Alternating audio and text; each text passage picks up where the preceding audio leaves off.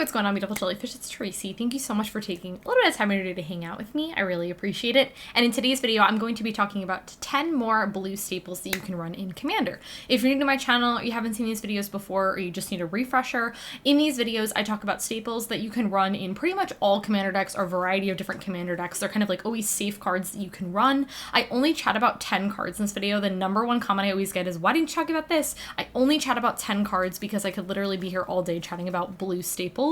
I will list part 1 in the down bar below if you want to see it, and I already have parts 3 and 4 plans. I'd really like to know what staples that you run in your blue Commander decks that you think would be really great cards for me to mention in this video.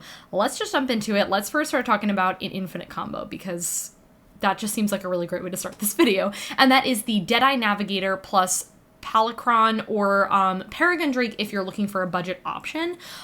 This is a really great and very easy combo. Basically, the whole thing of this combo is you basically have them together, you soul bound them together, and you basically have infinite mana. This is just one way to do it. In it, I think it's a really easy combo to get off because it's only 2 cards to have infinite mana. Now, obviously, you kind of want to do something with an infinite mana. I mean, having infinite mana is great, but if you can't capitalize on that, it's kind of like, okay, like, make sure you're running something that you can also, like, win with, but this is a really great thing. Great cards to do it with. But, yeah, I run this combo in... I run it in Tamishi for sure, and I honestly don't remember if I run it in any of my other Commander decks, but it's a super easy combo to get off because it's only 2 cards, and then you could just, you know, do whatever with it. So, yeah, starting this video off real strong with a combo. So, that is the combo, and yeah, like I said, Peregrine Drake is a really great budget, because I believe Palincrhon's pretty expensive. I believe it's a pretty expensive card. So, Peregrine Drake, if you're looking for a budget option. I don't own a Palincrhon, I only own Peregrine Drake, so... Okay, the next card, and I'm actually really sad about this card because I don't own it, which is very sad and very disheartening, and I really want to own like at least one, and that is a Mystical Tutor. Mystical Tutor is really great. It's 1 mana instant speed, which is incredibly awesome, and you get to tutor for an instant or sorcery. You do shuffle and put it on top, so probably the best thing you'd want to do with this is to do it at the end of your opponent's turn before it's your turn, or to do it and then immediately draw it. I always get super nervous to do this on my turn if I'm not going to draw a card, because I don't want to be like milled, or like there's so many things, especially now with like red, that's like every opponent exiles the top card of their library or whatever, and then you've tutored and then you've wasted your tutor, which is really sad. So don't be like that. Don't make that mistake. Mystical Tutor is a really great thing to do, again, at the end of your opponent's turn, or you play it on your turn and then you get to draw it with one of your many ways to draw cards. So this card is really, really good if you're playing a bunch of instants and sorceries. I would definitely recommend it. It is a little bit pricey, but it's a really great staple, and if you're playing a bunch of instant sorceries, you should run it. It's a great card. Okay.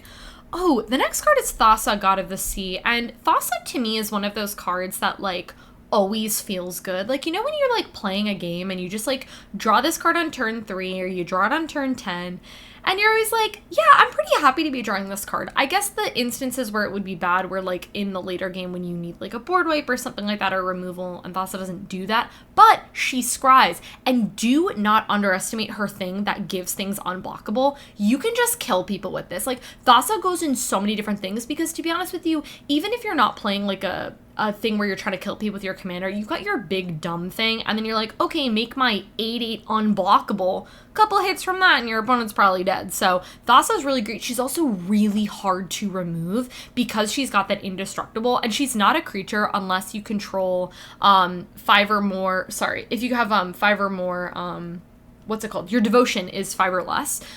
Which is, you know, pretty easy to get off, but sometimes you don't want to make her a creature because then she can be path to exiled. So sometimes it's just better off just to leave her and then she's just chilling forever.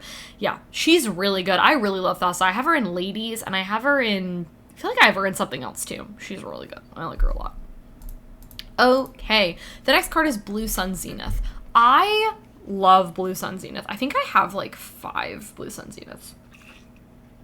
I love that card this much. It is triple blue, so it's probably best to do in like a 2 or, a 1 or a 2 colored commander deck, because a triple blue can or might be a little bit tricky to get off, but it's instant speed, target player. I just want to say too, it does say target player. Now you might be like, why would I give my opponent stuff? There have been instances where I've actually Blue Sun Zenith my opponent if they've been milled out so many times, and you just Blue Sun Zenith them and then they just can't draw anymore, and then you just kill them that way. I have done that before.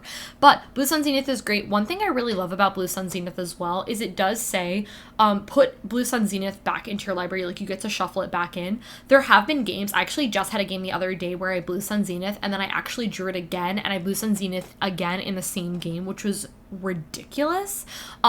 Absolutely love this card. My favorite thing to do is do this at the end of my opponent's turn, draw 5, 6, 7, wait, 8, whatever, how many cards, and you just draw a bunch of cards, and then you just hopefully draw your win condition, or just drawing a bunch of value, which is really great. So I love Blue Sun Zenith. It's one of my personal favorite blue staples.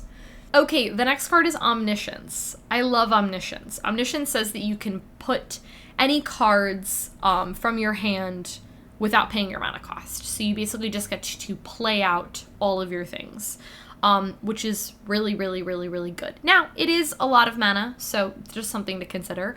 But the whole point is you do this and then you hopefully win the game with this card on board. This card's awesome. I absolutely love Omniscience so much. It's so incredibly good. There's not really a whole lot to say. It's really great. You should pick it up. It's pretty expensive, but it's a good card. Okay, Propaganda. I love Propaganda. I have a couple of these, and I really love this because it's a really great, like, safety net, like, sort of thing. It just kind of makes your opponents pay a little bit more to attack you, which is great. They have to pay 2 for each creature, which can be honestly quite a lot. Like, you can definitely be very, like, defensive with this card, and so it's like, okay, like, I'm gonna play my Propaganda, and then you can make your opponents attack other people because it's a little bit harder to attack you that way. I really like Propaganda as well because if you're playing it in a deck where you might not have as many creatures, Propaganda is a really good way to get out of that. It's a great card. I really like it. Okay, let's talk about Mana Drain. Mana Drain is one of the best blue counter spells, in my opinion. It's so incredibly good. I'm really sad I don't own one. Actually, Paul owns one, and I'm really jealous. I think he owns a foil one, too, which I'm, like, low-key very jealous of. I'm crossing my fingers. I don't actually know when you guys are going to be seeing this video, but I'm crossing my fingers that we open up at least one in our Double Masters 2022 boxes. I'm really hoping that we open, or I'm able to trade for one, because I really want one. It's 2 mana, instant speed. Obviously, you counter target spell. I really love that it's any spell. And then Leo, what are you doing? Sorry, she's, like, bothering her sister. She's, like, she does this thing where she, like, literally has 0 spatial awareness and, like, does not care. She just, like, gets wherever she wants to go, like, she goes. Like, obviously she's a cat. But, like, she's just, like, just goes into Zelda's space, and then Zelda's like, knock it off, sis. It's, like, honestly hilarious. Okay, sorry. Mana Drain. At the beginning of your next main phase, you add mana equal to your, it's colorless mana, equal to the spell's converted mana cost. So you counter their really, really, really big thing. Or honestly, even if you don't, even if you need to counter their small thing or whatever, you just get all that mana into your pool, which is so incredibly good. I love Mana Drain. I really want one. I really want one. Okay, the next card is Mulldrifter. I really enjoy Mulldrifter a lot. It's really cool. It's a very, like, you run this card and you probably evoke it, which you evoke it, and then you get to draw 2 cards, and then it goes to your graveyard.